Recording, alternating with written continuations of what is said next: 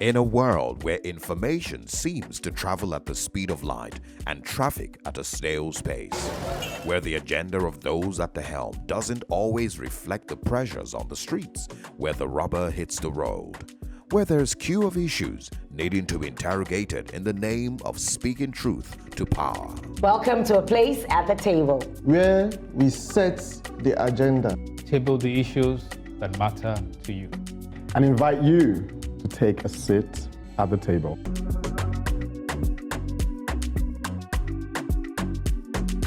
Welcome. It looks like we're set to put our best feet forward on this edition with an all-female panel, which is appropriate because I will be speaking on why women leadership and economic empowerment are essential for national progress. Yes, indeed, Ego. As ever, I'm ready to lead by example. I'll be speaking out on behalf of the nameless, voiceless, oppressed citizens and saying, Nigerian police are pushing citizens to the wall. Welcome to the table, Obianuju. Thank you, Aisha. You and I are on the same campaign. I'll be putting faces to the victims of police brutality. You could say my advocacy is personal. Matters of injustice ought to be personal to all of us. I'll be highlighting instances when citizens like you and I become victims rather than beneficiaries of the justice system. And silence isn't an option under these circumstances. Welcome back, Dorothy. Good to see you. I am interrogating the book written by winners of the 2024 Nobel Prize for Economic Sciences within the context of governance in Nigeria. Well, the song Sisters Are Doing It For Themselves comes to mind, except that today, sisters are doing it for all of us. No one is left out or left behind.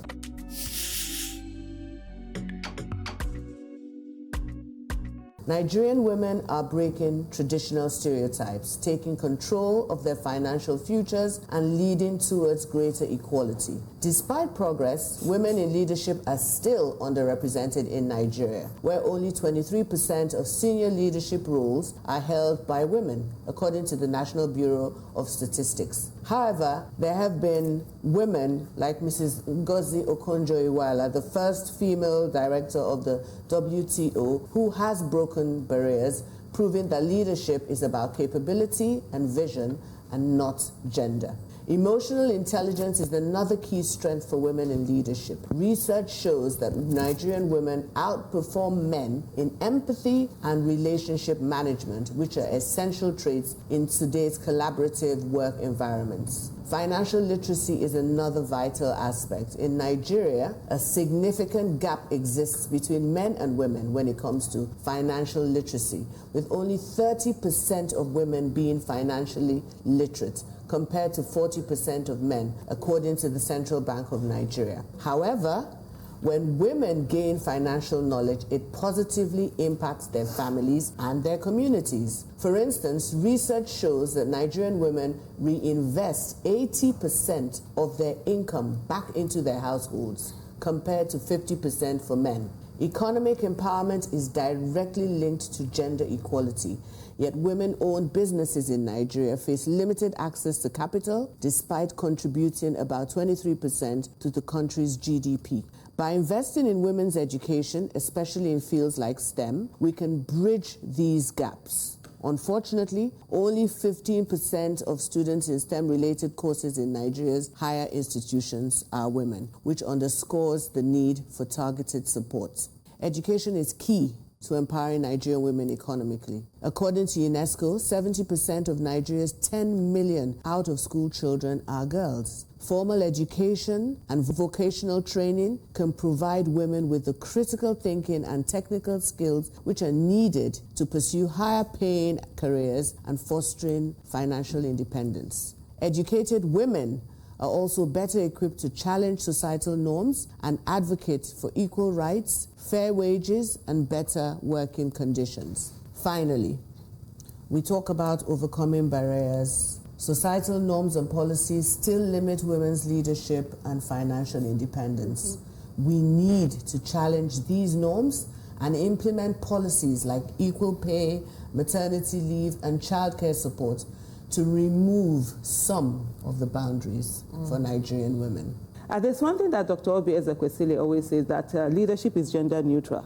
It has nothing to do with what your gender is, your capacity. And I mean, I had a friend who couldn't understand why are women always talking about this issue of political representation as seen, but even he as a man, he has to go through these. And I said to him, look, no matter how, should I use the word useless? No, let me use the word incompetent rather. Yes. No matter how incompetent a man is, nobody is ever going to say to you that Nigeria is not up for a male president. But no matter how competent a woman is, they'll always bring that gender in. So that's something that we are constantly also fighting. And you have a situation whereby women have been conditioned to think in a certain way. For example, myself, I could think about my financial independence for the first time where I knew, okay, I had a right to be financially independent. It was actually in 1997. And that was myself when my husband was courting me. And we're having discussion like, now you need to have your own money so that you have your own control. Nobody will be able to control. Because all this while we're brought up that it's the man that's supposed to provide. So you find women praying for their husbands. I had a friend's mother who had to say to her, you don't pray for yourself to get money. It's you only for your husband to get that job and everything. The National Bureau of Statistics themselves came out with that data that 23% women are in senior leadership roles. I like that has come out, which means that even the advocacy we're doing is not enough. We still need more people from MBS. I like, again, that Nigerian women outperform the males in terms of emotional intelligence. And it's good to know, despite that, we're struggling with menstruating and menopause in the middle of all of this, because that's what makes us women. Then women gain financial independence, and then it impacts on their families. 70% of 10 million children out of school are female. That is huge. And that speaks to the struggles that our girl children are going through. And that is why I believe that we can incentivize education for our girls by making them have access. That is what I do, support with menstrual hygiene and menstrual products so that they can continue to go to school. Even water in school, access to safe spaces to change. It's one of the reasons why these girls drop out of school. So I am supporting in that wise sports. What access do our girls have to sports? Because it's also an incentive to keep going. I like what you said about Aisha, what you said about Madam Ezekwesili saying that leadership is gender neutral. With this advocacy, I hope people watching us at home can now see that we even have more ground to cover. What I'm most, like, of everything she said is right, and you, Aisha, but it's also important to center women in leadership position, but political leadership for me. Women need to get into the policy-making hall where those decisions are being made. Because when we talk about limited access to capital for women-owned businesses, a lot of government interventions also discriminate against women. Because women are not there to make the decisions. When these decisions are made, men are listening to more. We need more women. We need to form a coalition. Aisha was saying it before, if we need to build a political party that is focused on just women. Maybe we need to do that, to have a women party and push for more women in governance institutions, in political leadership. Just quickly pick on what you said about access. I think you talked about access to loan. I know that Ebon Feludu on LinkedIn talked about the fact that why is it that the interest rates for women are different, and giving to women is far between giving to men. Men have access quickly to loans than women. So we need to put that out there. And if women are up there, they will center these conversations, and it will become important to ask banking and financial institutions, why is there discriminatory policies in your organizations as affecting women? Well, if you speak to the banking institutions, I know that they will say, oh, we have products for women.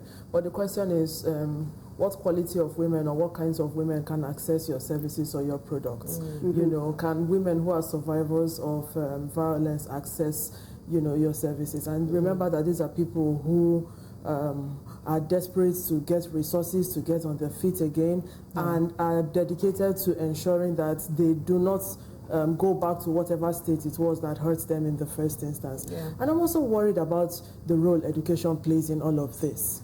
As somebody who works with survivors of violence and runs a shelter and has a lot of survivors of violence in school, I'm worried about how realistically many parents cannot afford the cost of education right now. And many children are dropping out of school. And there are increased reports of attempted suicides by children because they cannot afford to be, their parents cannot afford to put them in school.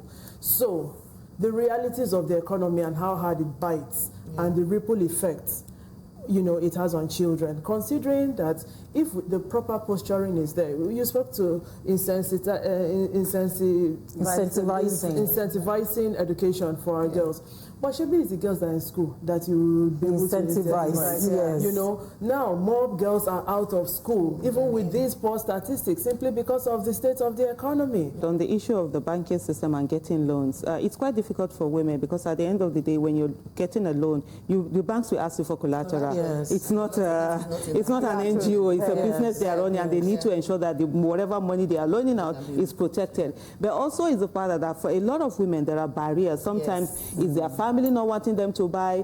Sometimes you find that we self-sabotage because of the voices that were planted in our heads that we are not supposed to own wealth. We're not supposed to be wealthy so as to be seen as that good woman. As a little girl, I decided I was never going to be a good wife. You see, that label was honestly, that label was reserved for either women that were being abused in their relationship or women that were the breadwinner that were suffering. Exactly. So I said to myself as a child, I'm not going to be a good wife. Why? Because I saw my mother and her contemporaries struggling to buy those things they called me opener, you and me, fishtail, all those they are wrappers. And at the end of the day, I'm like, we now have our mothers leaving wrappers for us while our fathers are leaving lands for their sons. So a barrier to progress only remains in place because we don't count the cost of its impediments. Just as with the abuse of power by the Nigerian police, a people pushed to the wall will eventually have no option but to retaliate. Are we ready for this?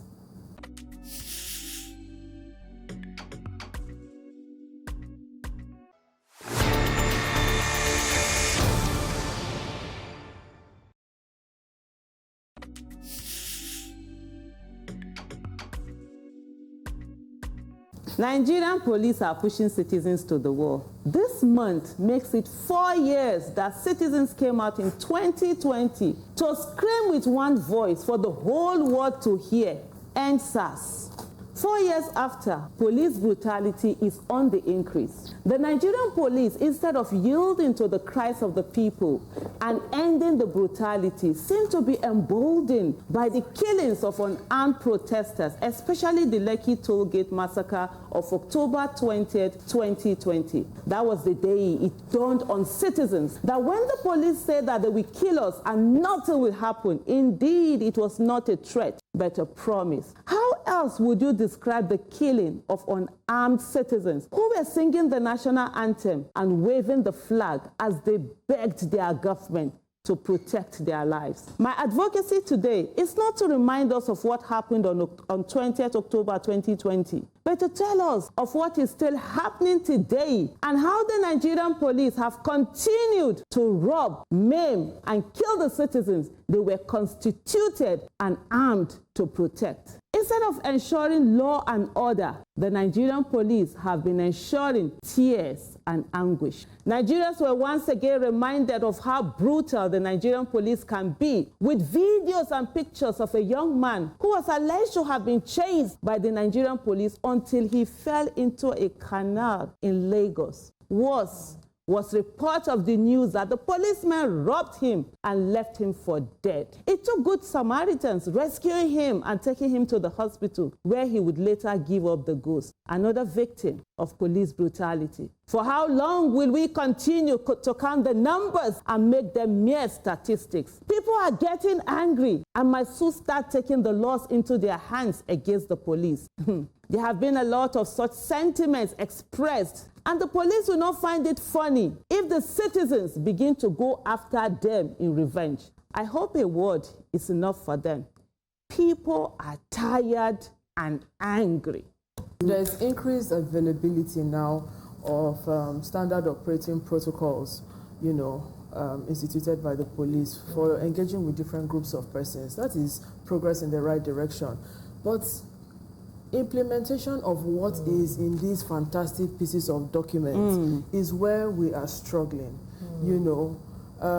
It's not enough to just have the documents. It goes beyond. We need to see commitments to implementing the contents of these documents, seriously.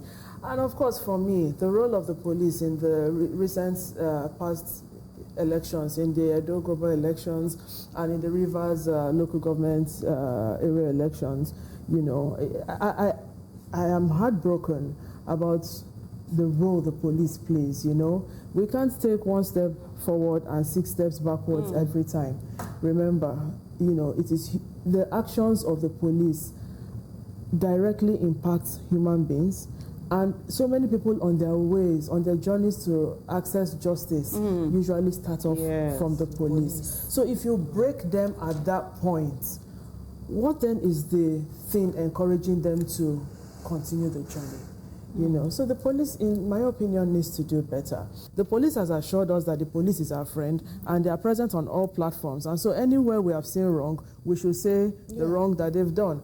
And sometimes people will think, everything happening, there are some good police officers. If you follow Harrison Gwamishu's posts, you see the frequency with which he calls out law enforcement officers who wield unfair force because they have powers backed by the guns.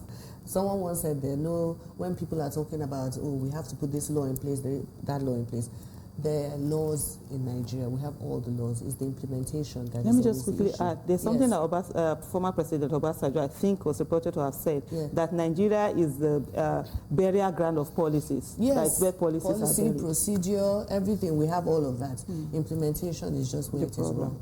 We just get it wrong, or there's nothing even being done. They have to be reformed. The police, yes, they say they are our friend, but we don't see it. The reforms should include increased investment in the police. Investment. We need all police officers out on the streets having body cams. I assume that there will be some level of education around what your role is. There's none. Yeah. You have to even start with that. What are the things? What is how the do you talk to people? How do you arrest? deal with people? How do you talk to people? What are the laws of the land? If you don't already have that, why are we talking about body cam? Police, so if they have something that's, looking at body cam, really. Well, I think we're going too far looking at those ones, really. It's too far. The conversation should be, we should start with, there's an organization that is called Police Reformation and Transformation Office, who is supposed to reform the Nigerian police. It is called the Nigerian Police Force. Why is there even force in that? Because it tells us that this is like force. Yes, coming to us. come to you. But also, number two, you find people who are traumatized on our streets as police officers, people who are on drugs on streets as police officers. We should be talking about psychological evaluation for these people. Yeah. Because you find the PROs come to give us flowery words, the days that they are inclined to use flowery words for us. But the people on the streets don't have that flowery words for us. They are often crazy. But even so, just reeking of alcohol. Just comment, sorry. Even the PROs are threatening citizens. I said, yes, so that's what she said. Okay, they are in the mood they're inclined to be nice. To us.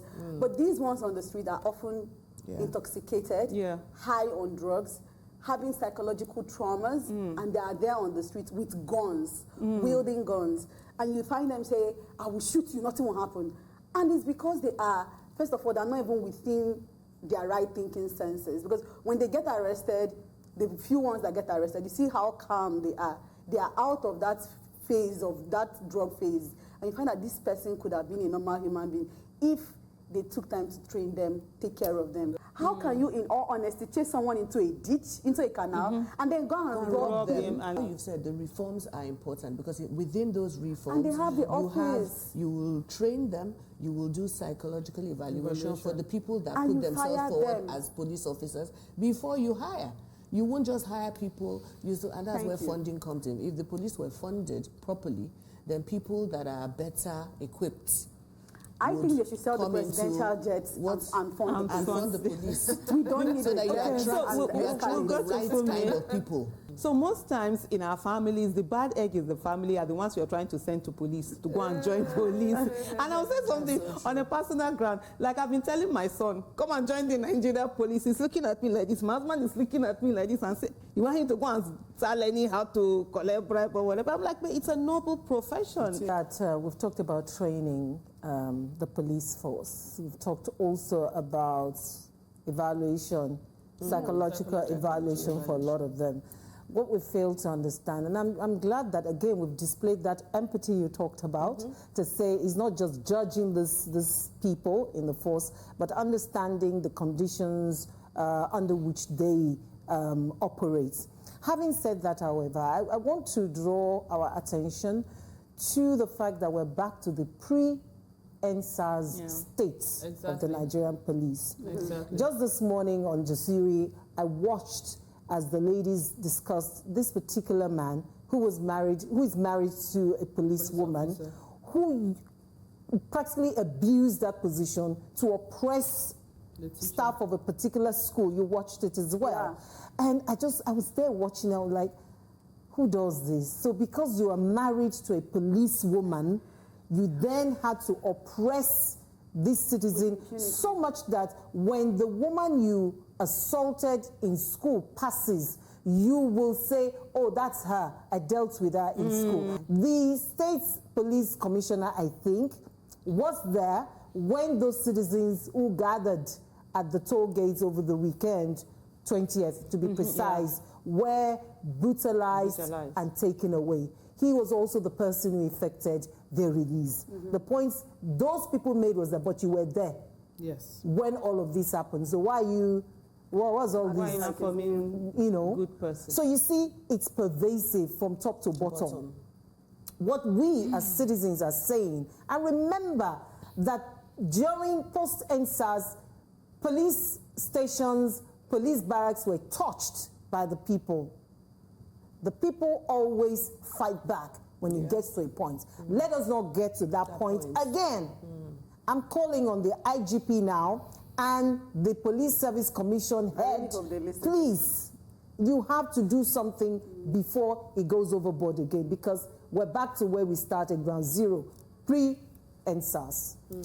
Thank you so much. Just to quickly add that the police stations were actually touched by talks that the police themselves had brought in to attack protesters, and then they had their falling out and they turned against them. So now speaking to the Nigerian police, threatening a citizen and saying that we will not want to go down that route. Well, we are waiting to know what the route is so that we'll all buy tickets and be there. Nigerian police, please stop being unfortunate.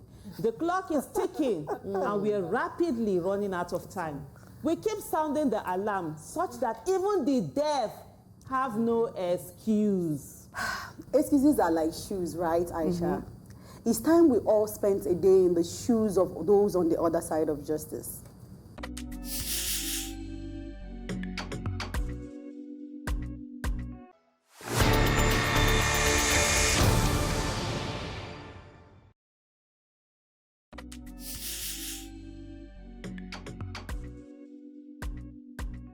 Police brutality and social injustice in Nigeria. Kolade Johnson, DJ Slick, Okechukwu Onyemelue, Ifeoma Abugu, Ifunanya Amadike, Belumi Onifade, Richard Gora, Chijioke Iloanya.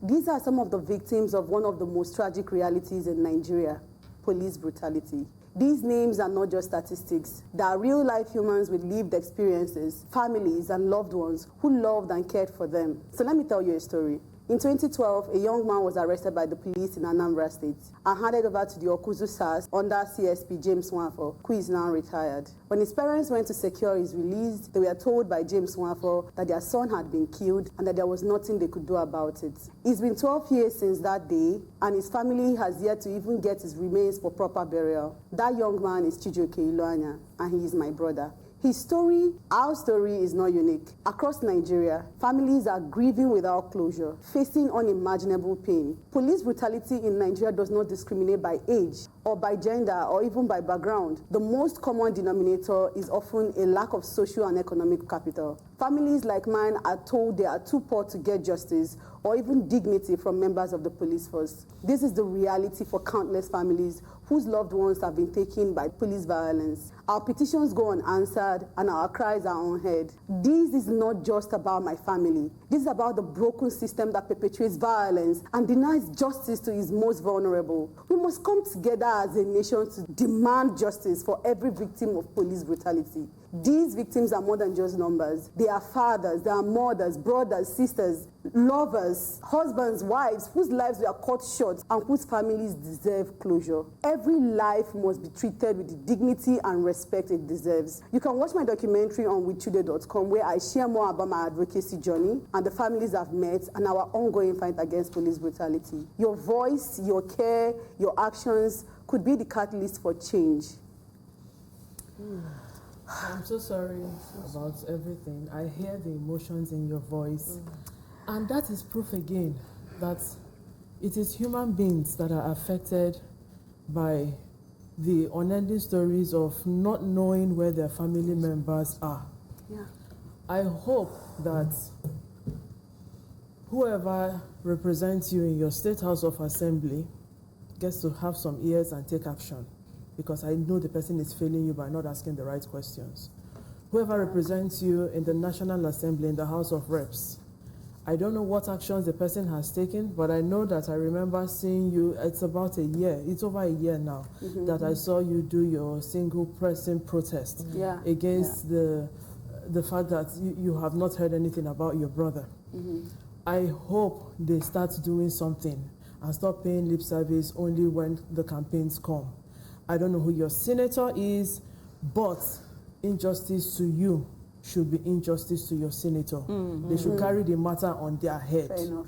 And not just come and collect newspaper allowance and wardrobe allowance, amongst other things, on account of the fact that they represent you in the National Assembly. Now my parents are calling me and they're saying, oh, I think you should stop the advocacy. We are really tired of re-traumatizing ourselves every year and nothing comes out of it. It's painful, but I don't see myself stopping, because Judy Lowe will say, to make change, you don't have to stop. You have to take some deep breaths, calm down and rest when you're tired, but then you have to keep at it to get the change you want. So I deserve justice. My family deserves justice as much as other families who have experienced this deserve justice, from especially James Nwafo. Because when the ENDSARS panel held in Anambra State in 2020, there were over 115 cases at that panel, and almost all of them had something pointed at James Nwafo as the culprit. If that man is untouchable, I don't know, but we need justice from him. We need closure. You can't kill over 100 young people and seize their body in perpetuity. I was just trying to put myself in your shoes and to imagine what the entire family must have gone through. 12 years of delayed justice, 12 years of knowing that our brother had been killed, but his body has not been released to us for a decent burial. 12 years of waiting for what you rightly call the broken system to at least accord respect to a slain Nigeria. At the staple, we're always talking about the value of a Nigerian life. Now, this is a Nigerian that has been killed literally by the system, yet being held by the system 12 years after. This is pre-ENDSARS, and these are some of the sentiments that led to ENDSARS. Absolutely. Post-ENDSARS, what has happened to this man? He's still being held.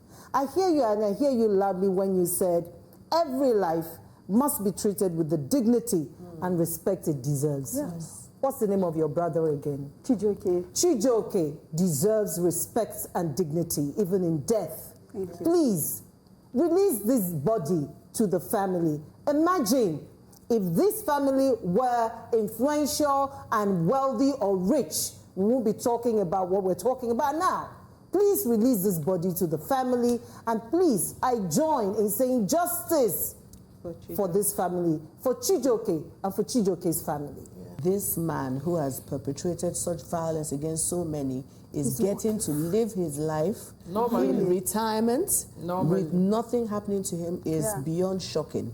It is distressing. I don't know. It's beyond just even the senators and everybody. It's all of us should be screaming constantly that he must be brought to justice. Protected by the authorities. Why? How is that possible? So is one Nigerian life? Aisha, you're always saying this. No Nigerian is more Nigerian than the other.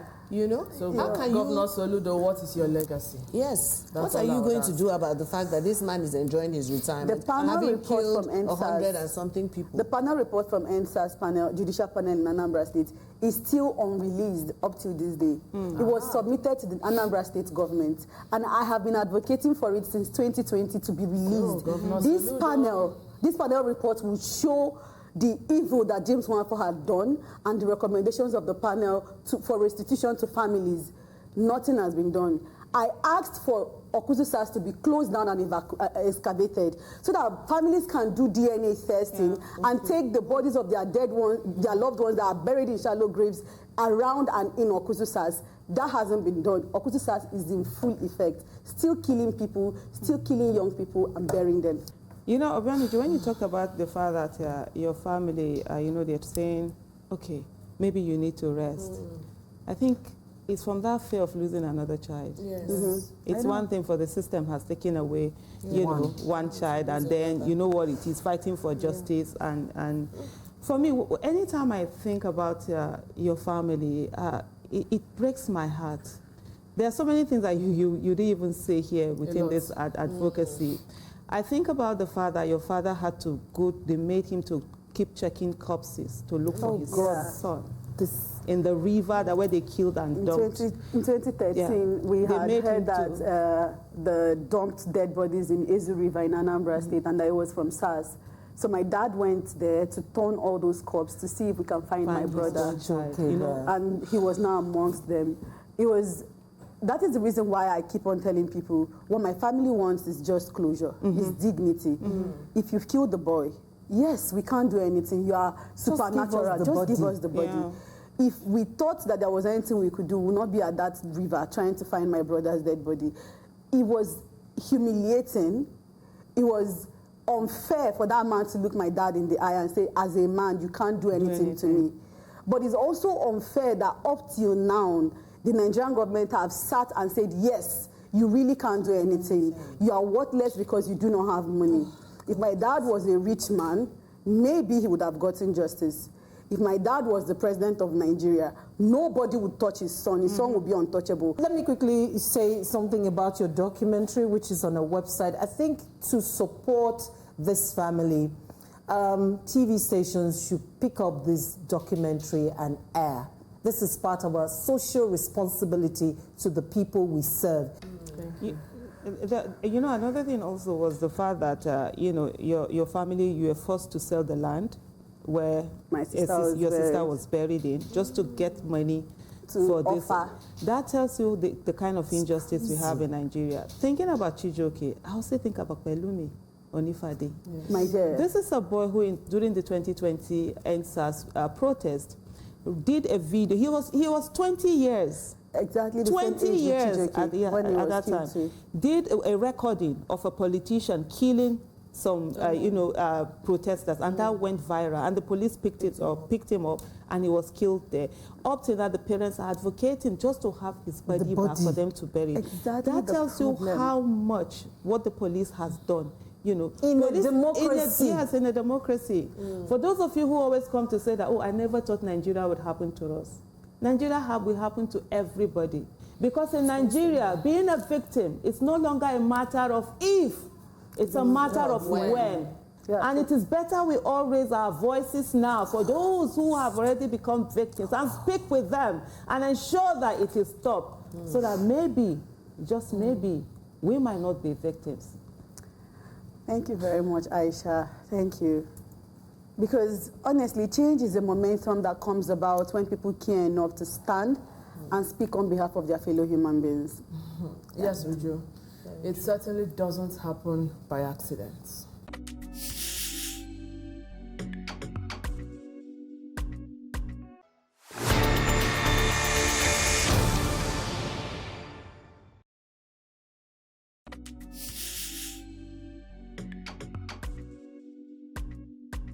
The access to justice terrain in Nigeria is something that should be of concern to everyone in Nigeria. Now, bearing this in mind, all hands should be on deck to ensure humane systems exist, because no one knows who would need to utilize the justice system next.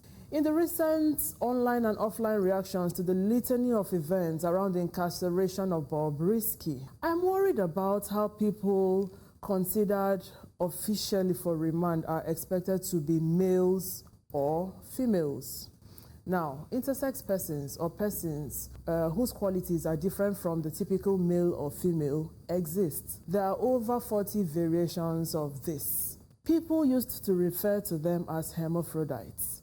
Many have had to transition to fit what society expects. Many are unable to afford investigating the differences they live with. The justice system, if it must be fair, should recognize those in between and make provisions for them in the event custodial services are required. Another group of persons with peculiar needs are children. The Child's Rights Act defines a child as a person below the age of 18 years. It recommends certain considerations for children in contact with the law, including children in conflict with the law. These considerations include trying them in family courts, having assessors present in courts, ensuring custodial measures are the last resort, amongst other things. The arrest and detention in the police cell or in a police cell of Deborah Oshinowo, beaten by a police officer while dragging her into cell, trying her in open court as an adult, and committing her to Suleja Custodial Center twice within 1 week is definitely a far cry from the expectations of the justice system towards a child, a Nigerian child.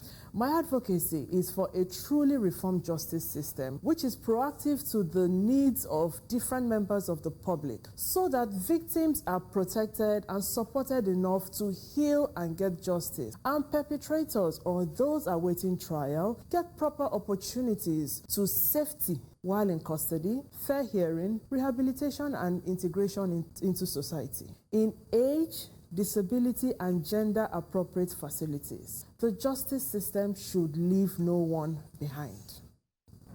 I wonder, listening to you reminds me of the young boy in the US who took his father's gun and shot at his pupils in school. I watched as the son and the father were brought to court. It was shown on CNN. And you could see dignity and respect, even if we knew that you actually shot at these people. We knew both of you were wrong. You were wrong to not police your gun properly and make it accessible to your child to take to school and shoot other people. But you could see the respect, still the dignity accorded to them. You know, I'm shocked to hear that a girl child, and it shouldn't happen after the celebration of International Day of the Girl Child and the Nigerian independence. And it shouldn't even happen to any child, whether girl child or boy child. Yes, a child. But I'm surprised that this has happened. Just this morning again, I watched as the minister for the FCT they were creating housing something for the judges. I don't know who this judge is in this matter, who did this to a minor. Because if you're under 18, you're a minor in Nigerian law. Yeah. How is she taken to Suleja custodial space? Twice within 1 week. Within 1 week? Yes, twice. And when she was finally arraigned in court, her mother and aunt were joined, her ailing mother with a kidney condition.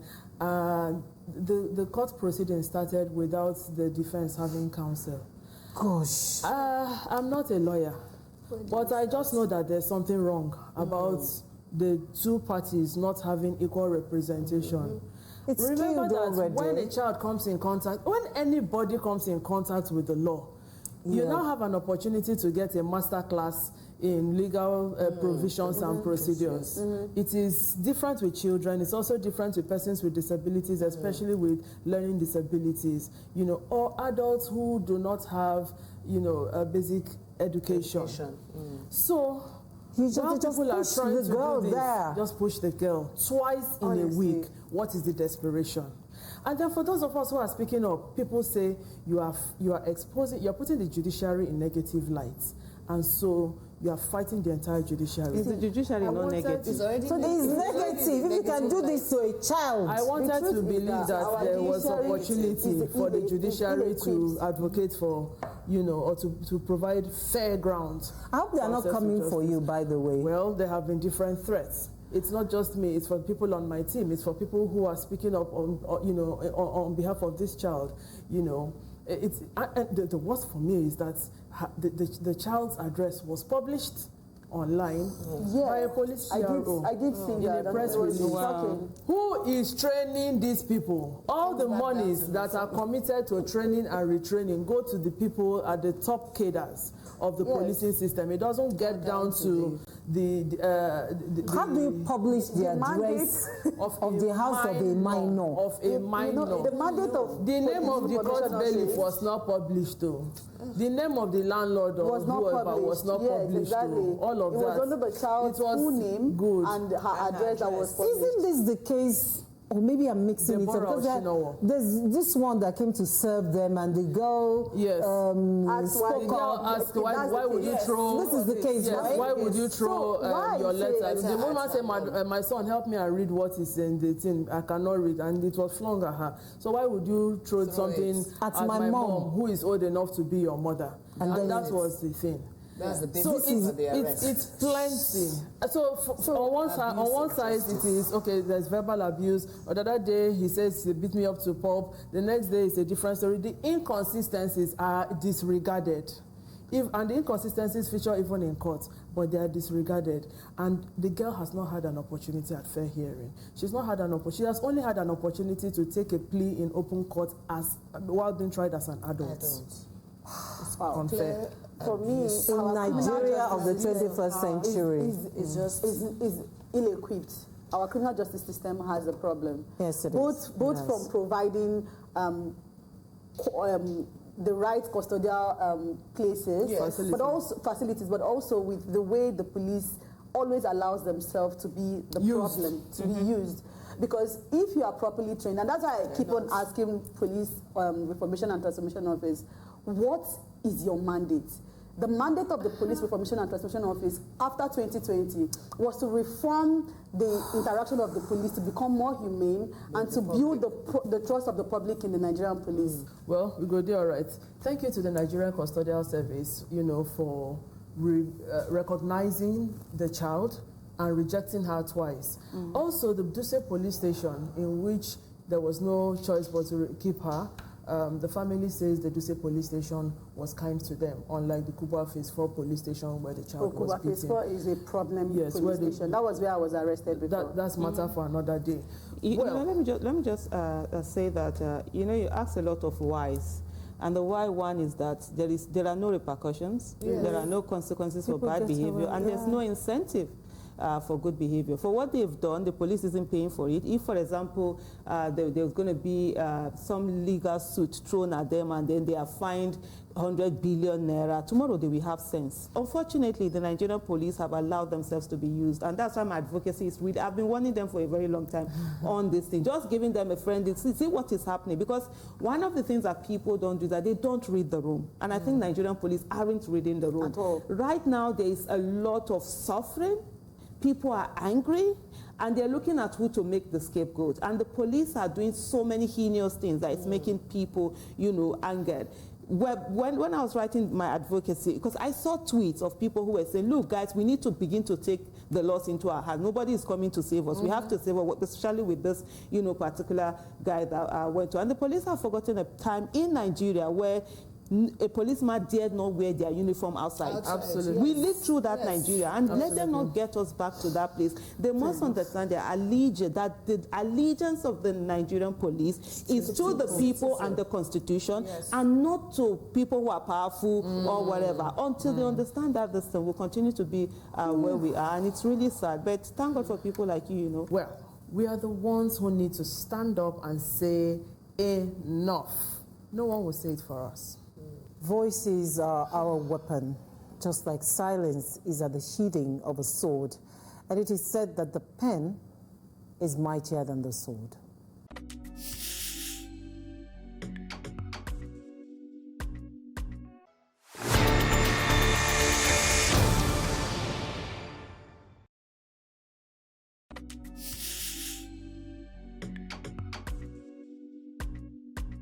This year's Nobel Prizes for Economic Sciences has continued to generate conversations for its direct message to the developing world, where political leadership has been a nightmare. The joint winners of the Nobel Prize for Economic Sciences 2024 are Darren Acemoglu, Simon Johnson, and James Robinson for studies of how institutions are formed and affect prosperity. Their research was distilled into the book Why Nations Fail. The press release of the prize says the laureates have demonstrated the importance of societal institutions for a country's prosperity. Societies with a poor rule of law and institutions that exploit the population do not generate growth or change for the better. It went on to say that inclusive institutions allow for broad participation in decision-making and provide incentives for talent and creativity. On the other hand, extractive institutions benefit a small elite and hinder economic growth. Now, a lot is going on there. According to Tutor to You, examples of extractive institutions are dictatorships and autocratic regimes, crony capitalism, lack of property rights, patronage networks, rent-seeking, and lack of checks and balances. Now, that paints a picture of a lot of countries in Africa vividly. Given that clearly Nigeria does not have inclusive institutions, otherwise it will be prosperous. I link the essence of the book, Why Nations Fail, with the points that Nigerian citizen journalist in exile, David Hundeyin, makes in his now viral post on Twitter.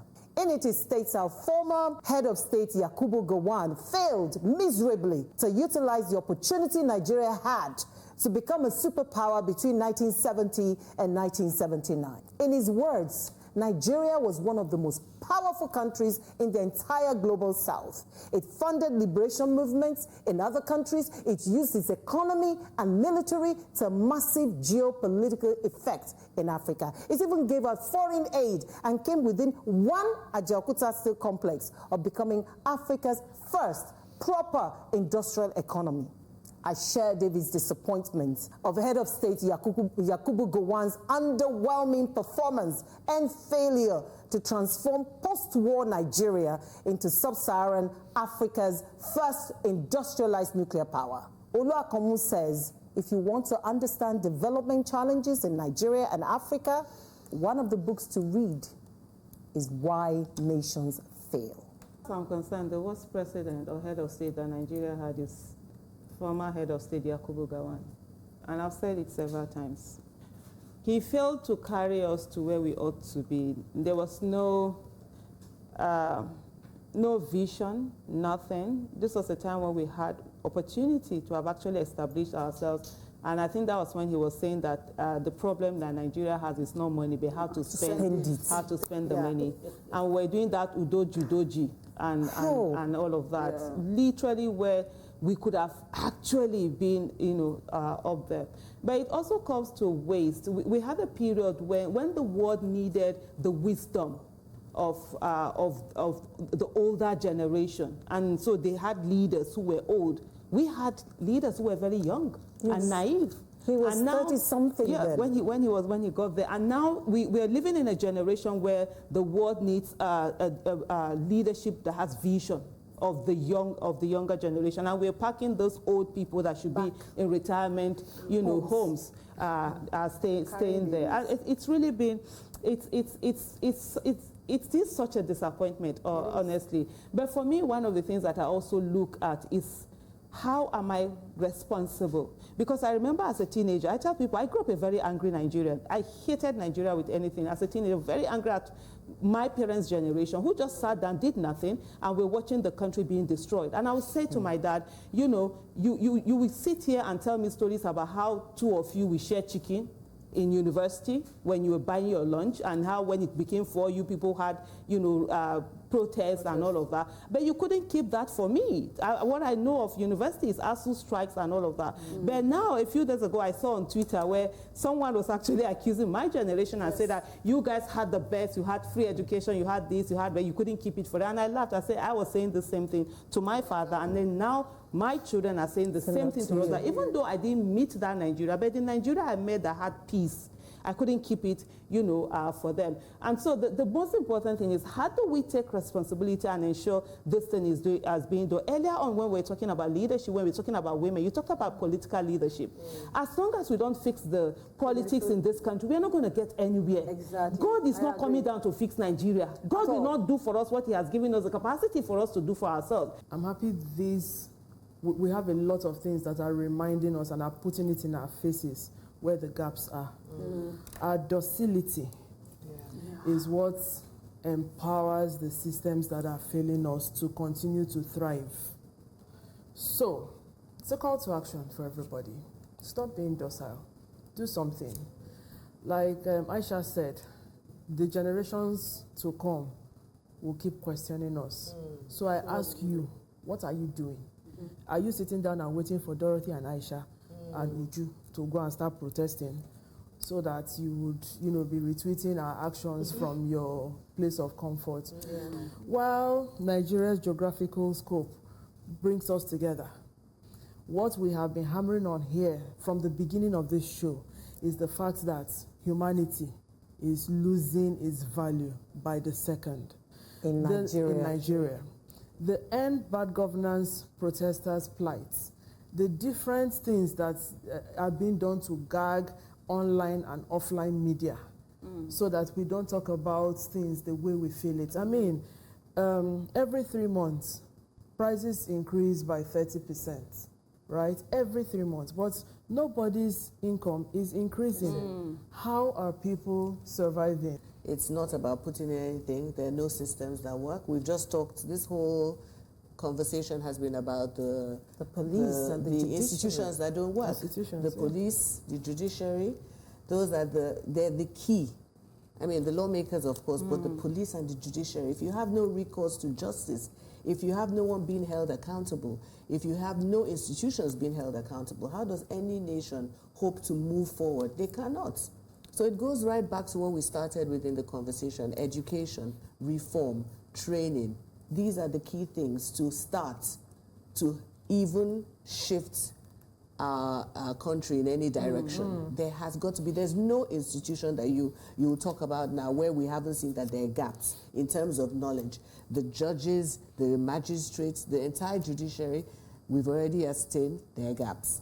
In our police, clearly, gaps. They don't understand the law. They don't understand what their mandate is. There are gaps. In every single one you've mentioned. In politics, we've seen that as well. So those are the key things for me that we have to start to make even any change in those ones. And then, of course, what you mentioned about apathy and just sitting there as a citizen and not doing anything, not contributing in any way. And then when you see that there are people that are protesting or raising concerns about these institutions that don't work, you put in place barriers for them to even progress. That is not the way. We must all raise our voices. We must all speak up about these things.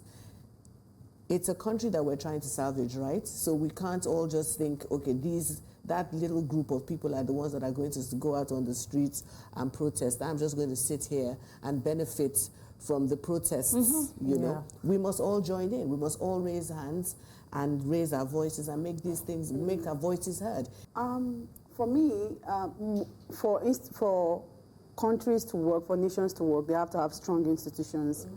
Unfortunately, in Nigeria, we do not have that. But we can salvage it. And how do we do this? Take, for example, FCCPC.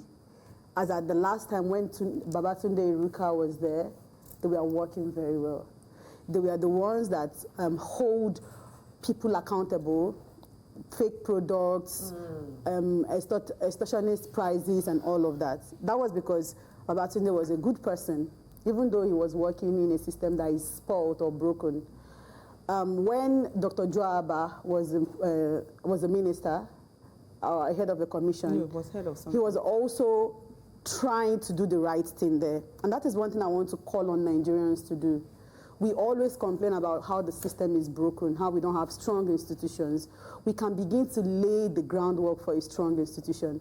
Abatunde was removed by the Tinubu administration, but even now that he has left, FCCPC is maintaining the standard or trying to maintain the standard that he has laid. The institution of the people is failing, and that is what is enabling the other short-time institutions like political institutions. Well, Dorothy, the thing is, this is clearly the failure of leadership. President Obasanjo, former President Obasanjo, took away accommodation from the civil service, sold all the houses that civil servants, top echelon in the civil service, were living in, sold to the highest bidder. And then we turn around and say, see the civil service in Nigeria. The management cadre ruined. He took away the accommodation, the places, the places where civil servants lived. Back in the day, civil servants, the moment you get in, you know the perks. People look forward to working in the civil service. So I hold them accountable, yes indeed. We relentlessly interrogate the issues that affect us as a society because we are invested in our national prosperity. You continue to lend your voice to the issues that matter until you join us again at the table. Until then, it's goodbye from all of us, the all-female panel today. Hope you enjoyed it. Yes.